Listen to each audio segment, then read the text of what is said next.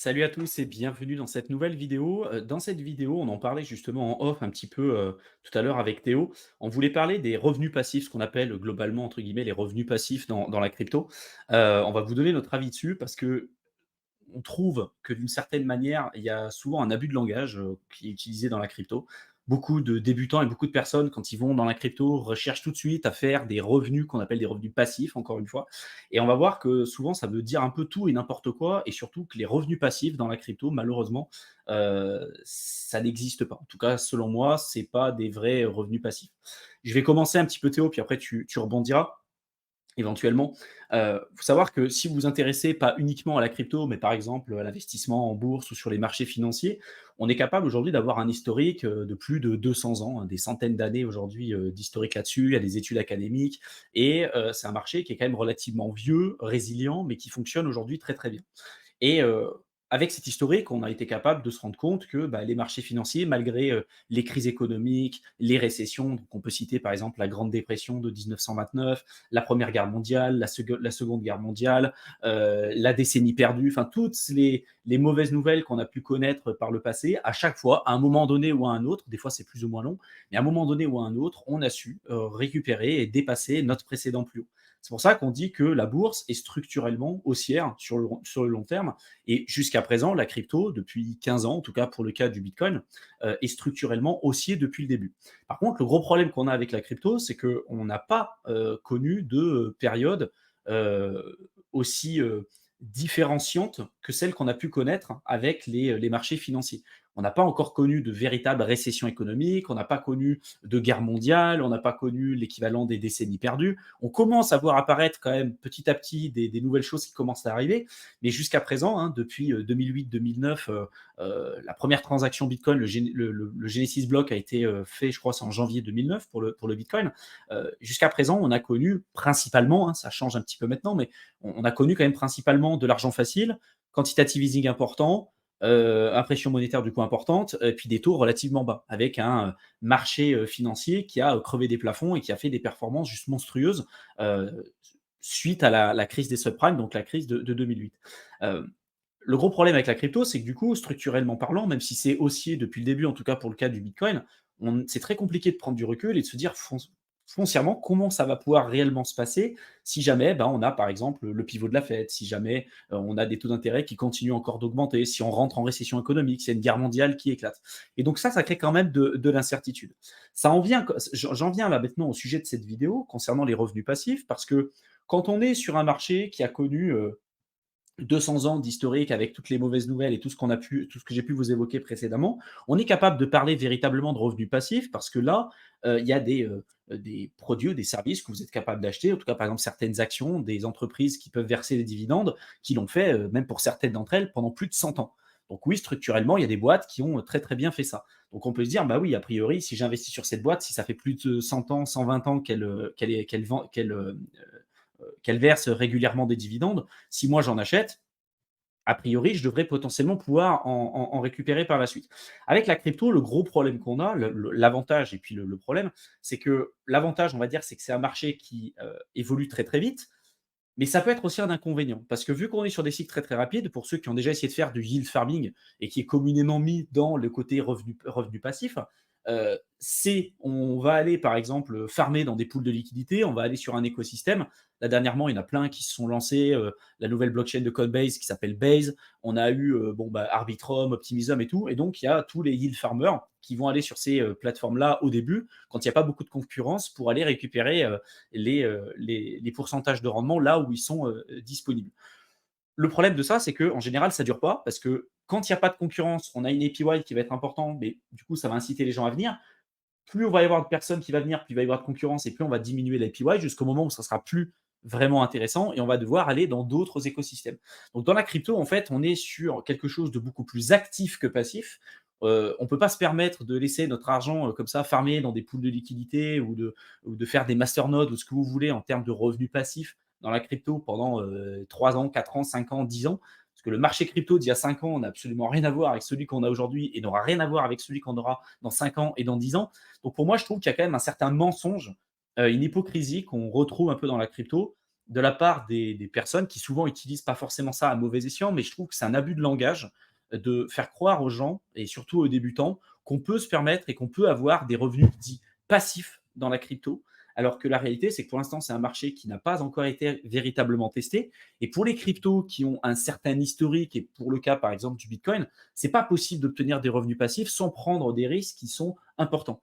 Même si vous avez des rendements qui sont plus faibles, hein, ceux qui essayaient d'obtenir des rendements par exemple sur du Bitcoin, souvent, ils les prêtaient à des boîtes centralisées comme Celsius, BlockFi, FTX, peu importe. Et on a vu ce qui s'est passé. Vous pouvez vous dire, bah si, moi je peux tokeniser mon Bitcoin et puis le mettre sur Ethereum, je vais le wrapper, je vais aller utiliser BitGo, transformer et tokeniser mes Bitcoins pour la mettre sur la blockchain Ethereum. Mais pareil, là vous rajoutez un risque, un intermédiaire, un risque de contrepartie, dont l'objectif premier de la crypto, c'est quand même de s'en extirper.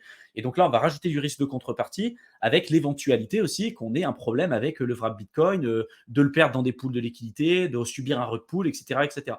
Donc à chaque fois qu'on va aller chercher du rendement, il y a aussi un risque. Et c'est le sujet qu'on va avoir dans cette vidéo avec Théo. On va voir un petit peu ce que tu en penses aussi, de voir, bah, voilà, est-ce que selon toi, dans la crypto, quand on parle de revenus passifs, c'est vraiment des revenus passifs ou est-ce que, bah, pareil, tu penses que c'est un peu du bullshit et qu'il faut plutôt avoir une veille active, on va dire, de son portefeuille. Tout à fait. Après, bon, je m'excuse déjà pour la qualité parce que je vois que c'est pas top, je sais pas trop ce qui se passe, donc voilà, c'est comme Bon, introduction, c'est pas grave. la qualité de la vidéo. Après, j'étais en train, de regarder, donc au niveau des revenus passifs aussi, ce qui peut être, fait ou pas. Et là, alors, je suis sur le site d'ethereum.org avec un APR, actuel de 4,3 annuel. Donc il faut aussi voir, le côté, sécurité et revenus passifs, totalement passifs. Donc il y a, comme tu l'as dit, d'un autre côté, on peut aller faire de la liquidité, on peut aller faire de la DeFi, mais ça demande, pour ma part, enfin, ce que je pense moi, hein, d'être hyper réactif. Comme tu l'as dit, c'est du yield farming. Tu vas rentrer au début, si tu arrives à choper les 3000% d'APR qui descendent petit à petit à 200%. Si tu arrives à sortir, à récupérer tes billes et à le remettre, enfin, il y en a qui font que ça. Tu cours après, il y a des sites qui permettent de le faire, mais ça demande, du coup, c'est pas du tout passif. Tous les 2-3 jours, tu sors ton argent, tu le remets dans une autre pool, tu sors ton argent, tu le remets dans une autre pool. Tu peux faire de l'argent, mais on est très loin d'être passif. Et après, dans tout ce qui est participation, j'ai envie de dire, ce qui serait le plus passif du plus passif, faire peut-être dans une pool de liquidité sur une paire qui est assez connue, mais là, du coup, il faut voir aussi le rendement. C'est pas sans risque non plus, il faut quand même faire regarder ce qui se passe sur la paire. Est-ce que tu n'es pas en train de te faire siphonner un des deux actifs que tu as mis au début? Bon, on va pas rentrer dans le fonctionnement des pools de liquidité, mais est-ce que tu n'es pas en train de te faire rug d'un côté? Est-ce que tu n'es pas en train de perdre de la liquidité? Est-ce que les gens continuent d'utiliser cette paire? Est-ce que tu gagnes suffisamment d'argent? Et souvent, même et parfois en pire, les rendements que tu obtiens en faisant ça, c'est pas forcément, ça compense pas du tout même le risque que tu prends en mettant ton argent là. Et d'un autre côté, je pensais aussi, pour moi, ce qui serait quasiment un des trucs les plus passifs de chez Passif en crypto, ça serait participer à du delegated staking, hein, comme par Ouais. exemple Tezos. Donc là, c'est vrai que du coup, c'est le plus safe, entre guillemets, parce que tu maintiens la propriété de tes fonds et c'est juste, tu délègues le droit, faire du baking ou participer au processus, peu importe comment ça s'appelle. Mais même dans ce cas-là, le validateur ou le baker que tu choisis, il peut avoir un problème, il peut ne pas te payer, il peut être slashé, il peut s'arrêter ou même te sortir ou arrêter de te donner Tes récompenses. exactement tes récompenses. Donc il faut quand même regarder de temps en temps, est-ce qu'il continue de payer bien? Est-ce qu'il n'a pas eu de problème? Est-ce qu'il continue? Parce que des fois, ils arrêtent le service, mais ils n'ont pas ton mail, ils n'ont rien. Donc si tu ne vas pas regarder ce qui se passe, moi ça m'arrive sur d'autres projets, tu sais pas trop où ça en est, quoi. Donc il y a quand même ce côté où tu n'es pas sûr de quand même avoir tes rewards, quoi qu'il en coûte. Et pour moi, c'est quand même ce qui s'approche le plus du plus passif que tu puisses faire déléguer ton droit de De validation, vote. ton droit de vote à une entité la plus réputée ou qui a un gros historique avec beaucoup de montants possibles, qui a un taux euh, de, de compléter ces opérations avec le plus fort taux de rentabilité, avec le moins de frais possible, mais tu sais pas ce qui peut se passer, surtout si c'est de nouveaux projets, tu sais pas ce qui peut se passer, même dans ce cas-là, c'est pas du tout passif parce qu'il faut quand même que tu regardes de temps en temps et c'est pas comme tu l'as dit, si tu as des actions chez Coca-Cola, bon, la dividende, il y a quand même assez grande chance qu'elle tombe. Et dans tous les cas, si c'est une grosse boîte, si ça fait faillite, il y a quand même de très grandes chances que tu vas la prendre d'un côté ou de l'autre. La crypto, si c'est un petit projet ou quelque chose pas forcément très connu, si tu vas pas voir activement comment ça se passe et là où ça en est, tu peux très bien passer à côté d'infos. Pareil, si le projet était en testnet ou utiliser une autre blockchain avant de passer en mainnet et que tu as une certaine période de temps pour faire des opérations, bah, si tu ne suis pas le projet, c'est très facile de passer à côté, quoi. Il faut vraiment suivre Ah le oui, tu Twitter peux te du projet retrouver, ou suivre le truc parce que tu ne recevras pas de mail, il n'y a personne qui va t'appeler. C'est soit tu suis, soit tu te retrouves avec des coins qui sont inutilisables ou perds ton investissement parce que tu n'as pas fait une certaine opération qu'il fallait faire, qui était pas forcément compliquée, mais c'est ça aussi la crypto. Il y a des updates, il y a des choses à faire et c'est pour ça aussi qu'on ne conseille pas d'avoir un nombre super important de projets en portefeuille, surtout si on est plus dans l'optique d'être le plus passif possible, même si, comme vous êtes en train de voir, il n'y a pas de solution miracle et on n'arrivera jamais à la passivité à 100%, mais plus tu as de projets et plus des projets des altcoins, plus tu descends dans les market cap et dans le ranking, plus tu vas être sur des choses qui vont être assez nouvelles et plus ça va demander déjà de comprendre aussi, parce qu'il y a des projets, si c'est pas basé sur le VM ou que c'est sa propre blockchain, ça va être un univers, un écosystème totalement à part. Et donc, il va falloir déjà comprendre comment ça marche, comprendre ce qui a été mis en place, comprendre où ça en est, comprendre ce qui vient par la suite, essayer de voir quand est-ce que ça va être mis en place. Et franchement, des fois, certains projets, c'est une purge pour essayer de comprendre surtout des choses. ah ouais. Si en plus c'est un truc basé sur la privacité avec une autre blockchain et tout, alors là, vous pouvez être sûr que ça va être pas simple du tout. Si c'est encore quelque chose basé sur le VM. Donc, si vous êtes familier avec Ethereum, ça va quand même être assez simple de prendre le truc. Mais il y a pas mal de choses sur les zéro knowledge, la privacité, surtout si c'est des projets assez jeunes qui sont encore en phase de test un petit peu. Les interfaces, c'est hyper compliqué. Faire la moindre transaction, ça prend 2 heures parce qu'il faut comprendre, installer un propre wallet, avoir ton propre nœud qui tourne. Enfin, ça devient Des fois, très les outils compliqué. sont terribles. Des fois, les outils, ouais, à utiliser, ils sont terribles. Donc là, tu vois, la passivité, tu l'as pas du tout. Et après de l'autre côté, donc ça, c'était un peu pour la partie centralisée. Et après, bon, la partie centralisée, je pense on l'a quand même pas mal traité au cours des dernières années. Je pense que vous avez, j'espère, identifié les risques qu'il y a de donner soit vos droits de délégation, soit directement vos cryptos à quelqu'un en espérant qu'il ait l'honnêteté, de vous donner votre rendement quand ça devrait tomber, et de deux, pouvoir vous rendre vos actifs. C'est qui est passé à Celsius FTX, donc on peut très bien voir ce qui se passe quand ces entreprises ne tiennent pas leurs promesses. Donc c'est pas non plus une solution d'être passif dans ce terme-là en disant c'est pas moi qui gère mes fonds. S'il y a quelqu'un qui est censé être réputé, il va me donner mes rendements et du coup j'ai pas grand-chose à faire. Là, le risque il est clairement tu as déplacé ton risque, mais du coup, ils prennent peut-être encore plus de risques avec tes actifs que tu aurais pu accepter toi. Donc, encore une fois, il n'y a pas de solution miracle pour faire du rendement de manière totalement passive et sans aucun risque. J'ai beau réfléchir, je trouve aucune manière qui soit totalement passive à 100%, quoi. Donc, Non, mais de toute façon, le passif, même dans les marchés traditionnels, ça n'existe pas. Tu vois, même tu en as beaucoup qui vont te parler d'immobilier, ils vont dire c'est un revenu passif. Pour ceux qui ont fait un peu d'immobilier, c'est pas passif non plus à 100%. Tu as toujours des bricoles. Si tu commences à avoir plusieurs biens, tu peux avoir des fois des locataires qui payent pas, tu peux avoir des trucs pétés, il va y avoir des devis assignés. Il y a toujours des trucs en fait à faire. Le revenu passif, pour moi, qui se rapproche le plus de la passivité, c'est vraiment les entreprises à dividendes. Et même là, il n'y a aucune garantie. Tu peux avoir des boîtes qui versent des dividendes depuis plus de 50 ans, 60 ans, et qui à un moment donné arrêtent de verser les dividendes. Ça a été le cas par exemple de Disney pendant la crise sanitaire. Ils ont suspendu en fait leurs dividendes alors que ça faisait des dizaines d'années qu'ils versaient régulièrement des dividendes pour après éventuellement reprendre. Donc l'action a pris un sacré coup, après c'est reparti à la hausse. Mais voilà, il n'y a aucune garantie dans quoi que ce soit, et d'autant plus dans la crypto, parce que dans la crypto, c'est encore un écosystème qui est extrêmement jeune. J'avais déjà fait une vidéo à ce sujet-là et il y avait des personnes qui me disaient mais si avec 32 Ethers on peut obtenir des revenus passifs. Ça c'est typiquement des gens pour moi qui n'ont jamais monté un nœud de leur côté. Si vous essayez de monter un nœud avec vos 32 Ethers et que vous avez vos serveurs, vos machins, je peux vous assurer que c'est pas un travail à plein temps, mais pas loin. Il y a quand même des choses importantes à connaître. On s'amuse pas à le brancher simplement sur votre box chez vous et puis de dire ah, c'est bon, les revenus ils vont tomber. Parce que si vous ne faites pas les choses correctement, vous allez vous faire slasher et je peux vous assurer que les revenus passifs, ça va absolument pas récupérer les pertes que vous allez avoir de l'autre côté. En plus de ça, il y en a qui vont dire: «Bah ouais, mais moi, par exemple, je peux obtenir des revenus passifs, je prends mes Ethers, je vais pas faire mon propre nœud, mais je vais les déposer sur, des plateformes de liquid staking comme, Frax Finance, comme, Lido, comme toutes Lido, ouais. ces boîtes-là. Rocket Pool aussi».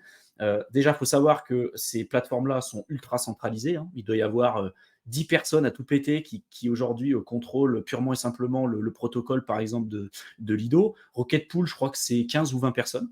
Il faudrait que je retrouve les sources exactes, mais je ne dois pas être loin de la vérité. Donc, si demain, il y a un problème, ces gens-là partent derrière, ils ont beau faire ce qu'ils veulent, vous avez beau faire ce que vous voulez, bah, en fait, l'argent, vous leur avez en fait, directement transféré, hein. C'est un peu comme à la banque quand vous déposez de l'argent à la banque, hein. C'est une reconnaissance de dette que la banque a envers vous.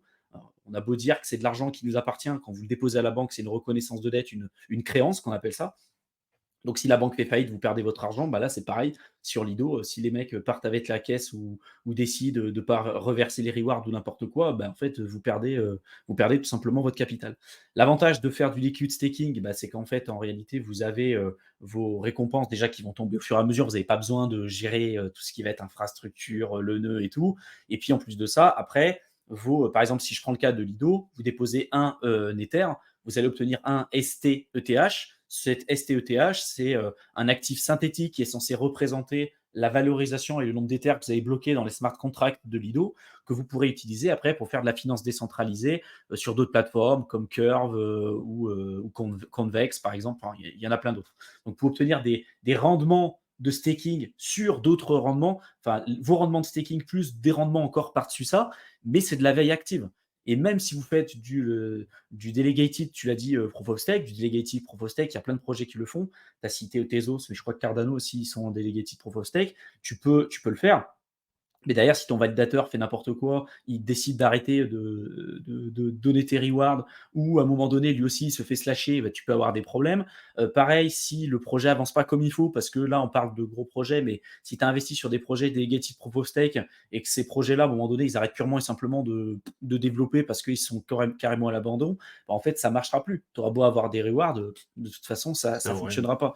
Donc, il n'y a aucune vérité absolue. Les masternodes, c'est encore pire, ça évolue tout le temps. C'est vraiment un marché à part. Le minage, on peut dire, tiens, le minage de crypto, je fais du minage, je ne fais pas forcément des ASIC parce que là, c'est clairement industriel. Mais on peut se dire, vas-y, je prends des CPU, je vais miner du Monero ou des cryptos qui fonctionnent par CPU. C'est pareil, si vous avez déjà fait du minage, vous vous rendez compte que c'est une veille active de fou. Les nouveaux appareils, votre consommation énergétique, si vous faites mince, j'ai plus le nom en tête, mais vous pouvez en fait modifier les paramètres de votre carte pour pouvoir ensuite avoir peut-être une capacité de minage qui va être plus Overclocking. importante. Ouais, l'overclocking, c'est ça, je cherchais le mot. Vous faites de l'overclocking, par exemple. Voilà, tout ça, en fait, c'est des compétences, c'est une expertise à avoir et c'est surtout de la gestion.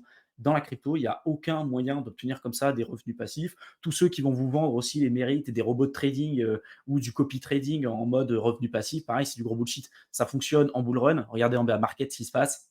En général, ça se pète la gueule. Et tous ceux qui ont fait la promotion en fait, de ce genre de service, en général, ça c'est quand même plutôt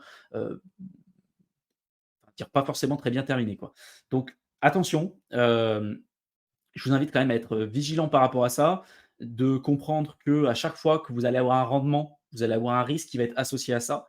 L'objectif, c'est de compenser le risque que vous prenez avec un rendement qui va venir le compenser. Et comme tu l'as dit, en bear market, même si vous faites du yield farming, vous faites ce que vous voulez, votre objectif, ça va être peut-être d'accumuler plus de crypto-monnaies, mais absolument pas de compenser en termes de valorisation en dollars ce que vous aurez mis peut-être dans les pools ou dans vos stratégies de yield farming, parce qu'il y a une forte probabilité qu'avec les pertes impermanentes et puis les frais que vous allez payer en passant d'un écosystème à un autre, les bridges et tout, qu'il y ait des pertes entre-temps et qu'en termes de valorisation en dollars, avec la baisse du marché, vous ne soyez pas gagnant, en tout cas sur le court terme. Quoi. Ouais, tout à fait. Et après, sur la partie stratégie, alors c'est un peu différent, mais le bear market, surtout propice, si vous avez un projet où vous vouliez entrer, par exemple, et où les fondamentaux n'ont pas changé entre le dernier bull run et le bear market, pourquoi pas penser à re-rentrer un petit peu, avec notamment, normalement, un prix de l'actif qui est plus intéressant que quand vous l'avez découvert, quand il est sorti ou quand vous êtes tombé dessus durant le dernier bull run. Après, il faut regarder la maturité du projet. On sait très bien qu'il y a énormément d'altcoins qui vont jamais remonter, mais le bear market, c'est peut-être pas forcément la meilleure période non plus pour aller justement chercher des rendements de folie avec des actifs. Je pense qu'il y a quand même pas mal de risques à prendre justement dans ce sens-là, avec ce qui s'inverse aussi euh, durant le bull run, c'est-à-dire que des actifs qui auraient pu être plus intéressants avec un ratio, comme tu l'as dit, risque-rendement beaucoup plus intéressant en bear market, où là, du coup, ça s'inverse dans la phase de bull run, où tu vas prendre un risque énorme pour un rendement potentiel beaucoup plus faible, parce que les prix auront beaucoup augmenté, et du coup, le risque que tu prends en achetant maintenant par rapport au rendement que tu peux espérer, vu ce qui reste de cycle haussier, là, par contre, tu prends du risque. Alors, un risque qui sera beaucoup plus faible en bear market. Encore une fois, ça dépend du projet, ça dépend de l'altcoin. Si tu mises sur le mauvais cheval ou ton projet ne remonte pas, bon, il vaut mieux pas l'acheter Mmh. que de l'acheter en bear market. Et après, les rendements, c'est vrai, comme on l'a vu aussi, pour faire du rendement, c'est plus intéressant en bull run, il y a beaucoup plus de rendement parce que les boîtes, après, ils mettent des choses en place derrière, mais il faut voir aussi le risque que ça, on a vu avec Celsius, tant qu'il y a le bull run, qu'ils arrivent à limiter les pertes avec faire de la Bah, la revente, hausse faire du du marché, trading, la hausse du marché. exactement, acheter, revendre, acheter, revendre, acheter, revendre, du coup, tu arrives quand même à faire de l'argent parce que c'est le moment qui est propice, mais par contre, dès que ça se retourne, voilà, on peut plus compenser les pertes et il y a tout qui se casse la gueule. Bon, faut voir aussi ce côté-là. Il y a des moments plus propices que d'autres en fonction des stratégies et faire du rendement passif actuellement. Il y a beaucoup de projets, beaucoup de protocoles où tout simplement le risque, le jeu, on vaut pas la chandelle, si c'est ça Mmh. l'expression. Mais là, actuellement, c'est pas forcément très propice pour se renseigner, pour voir ce qui peut être fait là pour le coup, je pense que c'est une très bonne option. Après, commencer à faire du delegated, enfin des trucs de partout pour essayer de choper un peu de rendement, je le vois pas forcément intéressant. Et surtout aussi, comme tu l'as évoqué, tout ce qui implique du software, mais aussi de hardware, donc tout ce qui est gérer un équipement, mais même ne serait-ce que gérer des nodes en ligne, des trucs hébergés et tout. Euh, pour la plupart des gens, déjà, c'est jamais, ça a demandé des grosses compétences techniques. Et je pense que, voilà, encore une fois, à moins que vous ayez aussi un gros capital, parce que je suis sûr qu'avec un nœud à 32 Ethers, si vous avez quoi que ce soit au niveau du slash et tout, ça va vite devenir pas rentable. Et aussi, sans se mentir, le ratio investissement, tant qu'il faut y passer pour le rendement, je pense qu'il y a beaucoup plus de choses intéressantes à faire avant de se lancer là-dedans. À moins que vous soyez passionné par ça et que vous avez vraiment envie, mais c'est vraiment un des trucs que je conseillerais pour quelqu'un qui débute ou qui n'a pas envie de trop s'embêter, entre guillemets, si ça vous intéresse les revenus passifs. Il y a quand même cette notion-là aussi d'être assez tranquille dans ce côté-là pour libérer du temps pour faire autre chose, pour être pourquoi pas plus actif sur d'autres secteurs ou même tout simplement voilà, commencer à investir un petit peu mais sans avoir envie de passer 3-4 heures par jour à suivre les trucs, ce qui est totalement OK aussi. Tout ce qui est, voilà, il y a certains bien se renseigner sur les enjeux, le pourquoi, comment gérer le truc et tout, parce que voilà, il y a beaucoup de choses à mettre en place avant de se lancer sur ces stratégies-là. Donc, voilà, c'est un peu Ouais et puis, tu vois, compléter. ce qu'on évoquait à plusieurs reprises avec Mickaël, c'est que les revenus passifs, en crypto, bon, vous avez compris que maintenant, c'est pas forcément ce qu'on peut penser au premier abord. Après, est-ce que ça veut dire pour le coup qu'il faut totalement, éviter tout ça? Par exemple, pas faire du yield farming, d'apport de liquidité et tout? C'est pas du tout ce qu'on dit, hein. Il y a des choses intéressantes que vous pouvez faire. Moi, par exemple, même là, en bear market, à l'heure actuelle, au moment où on est en train de tourner, il y a des choses que je suis en train de faire. Mais c'est de la veille active. C'est pas un truc, que je mets et puis je reviens dans, 8 mois, 1 an pour voir, finalement où est-ce que ça en est. Non, c'est des trucs que je regarde presque tous les jours, voir s'il y a pas de problème. Je suis, les poules, je regarde les frais, je regarde toutes ces choses-là, en fait. Donc il y a quand même une surveillance et un œil, attentif à avoir sur toutes ces choses-là et ça peut être une manière aussi pour vous de lisser votre prix d'entrée à la baisse. Par exemple, si vous faites, on l'a cité tout à l'heure, mais vous faites du delegated proof of stake. Vous avez acheté, je sais pas, du Tezos, du XTZ, vous l'avez délégué à certains validateurs, même pas un seul, mais à plusieurs validateurs. Vous avez géré votre risque, vous connaissez un petit peu les enjeux de tout ça, et puis petit à petit, vous allez commencer à recevoir des récompenses. Bah, si au départ, vous aviez 1000 XTZ et qu'à la fin, vous en avez, je sais pas, 1500, au bout de X mois ou X années, je ne connais pas du tout les rewards en ce moment là-dessus, peut-être que les chiffres seront pas bons, mais du coup, forcément, c'est comme si vous aviez fait votre DCA en fait sur ces périodes de bear market. En tout cas, vous aurez été moins dilué que quelqu'un qui l'aurait gardé en liquide purement et simplement. Donc oui, quand on le garde en liquide, sa crypto, on n'a pas le risque lié à ces revenus passifs, entre guillemets. Mais du coup, quand on décide de mettre en place toutes ces stratégies-là, bah, on va éviter de payer le premium de la dilution qu'on pourrait avoir si on gardait justement nos cryptos en liquide, en fait. Alors, on en parlait précédemment avec une vidéo qu'on a tournée avec Théo. On disait que quand on garde du cash à la banque, c'est pas forcément une mauvaise idée, mais c'est un premium qu'on est prêt à payer, par exemple, avec l'inflation pour saisir des opportunités. Bah, ça peut être ça aussi, garder des cryptos liquides, ça peut être des stablecoins ou peu importe. Oui, on sait qu'on va subir peut-être une dévaluation de ces stablecoins en termes de valorisation en dollars et puis surtout en termes de pouvoir d'achat à cause de l'inflation. Mais c'est un premium qu'on est capable de payer parce que on a diminué le risque de ce côté-là pour pouvoir saisir des opportunités en bear market si jamais elles se présentent. Donc voilà, je pense que c'est vraiment un point important à avoir en tête que euh, comprenez aussi que si derrière vous n'avez pas de compétences, vous ne savez pas comment gérer vos fonds, commencez pas à vous aventurer sur des trucs de liquidité, le yield farming et tout. Commencez vraiment par les bases, commencez par vous former et attention aussi aux solutions, on va dire, de facilité. C'est un peu celle qui est proposée par les plateformes centralisées. Et je sais qu'il y en a pas mal d'entre vous qui, vu qu'ils ne maîtrisent pas en fait ce qu'ils font, ils ne savent pas utiliser MetaMask, ils ont peur d'aller sur de la DeFi et de se former en fait à ces sujets-là.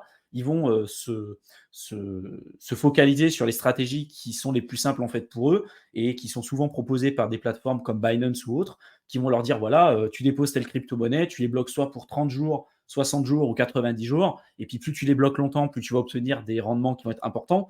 Et c'est un peu le même type de business model qu'on avait pu avoir avec Celsius, et puis même s'il n'y avait pas vraiment de locage à ce moment-là, pas du même titre en tout cas que Binance, mais derrière le rendement il vient de quelque part. Vous ne pouvez pas obtenir des rendements, surtout des fois il y a des crypto-monnaies, vous pouvez déposer chez eux qui n'ont pas de capacité à être stakées ou quoi que ce soit. Je crois qu'à un moment donné, ils donnaient même des récompenses sur de l'USDT, de l'USDC, peu importe. À la limite, on peut se dire si on dépose de l'Ether, ils peuvent faire du staking, ils peuvent faire tout un tas de choses. Donc on peut expliquer en fait les rewards d'où elles peuvent provenir sur du Bitcoin, de l'USDT, de l'USDC ou des cryptos qui ne donnent pas de rendement en fait à proprement parler, qui ne peuvent pas donner de rendement. Le risque, ils le prennent quelque part. Et souvent, on l'a vu avec FTX, on l'a vu avec Celsius, ils le prennent avec du trading, des fois même de l'effet de levier, et avec une fois de gestion de risque qui est beaucoup plus catastrophique que celle que vous auriez eue à titre personnel. Et c'est pour ça que souvent on se met des œillères en fait quand on est débutant, on se ferme les yeux, on se dit c'est bon, je le mets sur une plateforme d'échange comme ça, je vais obtenir des rendements et j'ai rien à faire. Mais en fait, des fois, le risque que vous prenez en faisant ça, il est plus élevé que si vous aviez appris vous-même à faire des choses. Oui, ça peut peut-être vous emmener à faire des erreurs et vous allez sans doute en faire, mais vous allez être capable de mesurer ces risques et de comprendre ce que vous faites. Alors que si vous le déléguez à 100% à surtout une plateforme centralisée, vous n'avez aucune visibilité sur les risques qui sont pris. Et si demain, la plateforme fait faillite, je ne dis pas forcément pour Binance ou Kraken, en fait, je m'en fous, je ne sais pas ce qui peut se passer, mais vous ne le saurez qu'au dernier moment. Et pour FTX, ça a été le cas. Des gens qui disaient moi, c'est bon, s'il y a un problème, je retirerai mes fonds. Bah, en fait, au moment où la news est tombée, c'est arrivé comme ça sur un claquement de doigts sur Twitter et c'était déjà trop tard.